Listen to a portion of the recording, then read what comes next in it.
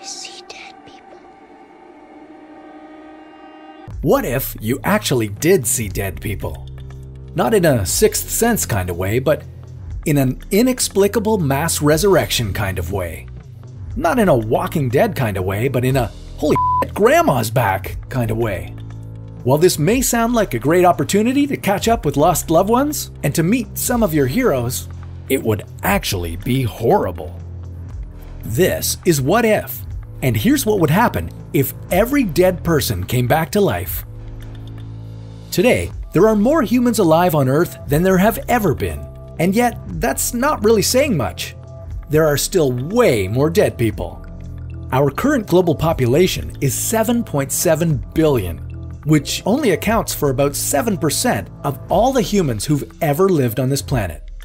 If we go back about 200,000 years ago, when modern humans began to evolve, and counted all the humans who have been born between then and now, well, you'd be looking at a crowd of about 108 billion people. Now imagine all of those people alive right now.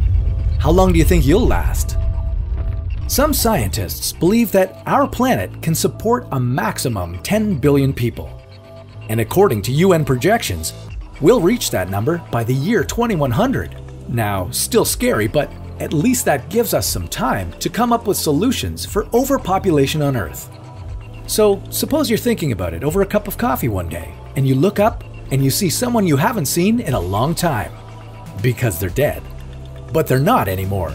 In fact, everyone who's ever lived on Earth is miraculously brought back to life.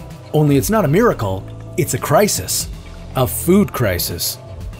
Space isn't even the main problem, since throughout all of human history, until about the last few decades, most humans lived in rural areas.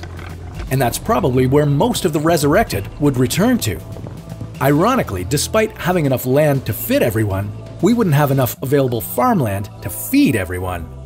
So far, we've already brought about 1/3 of the world's arable land under cultivation. And that was to feed what is now only 7% of the total population. There's simply no way we'd be able to feed 100 billion people. Under these constraints, 90% of the world's population would easily die of starvation within 2 months. And that's not even including deaths that would arise from the world war ensuing over resources, which honestly would be a really unfair fight. Relatively quickly, the world population would stabilize at a reasonable, if not a quite cramped, capacity. And while it would all be settled in a few months, those who survived the shock and awe would still be wondering, what the just happened?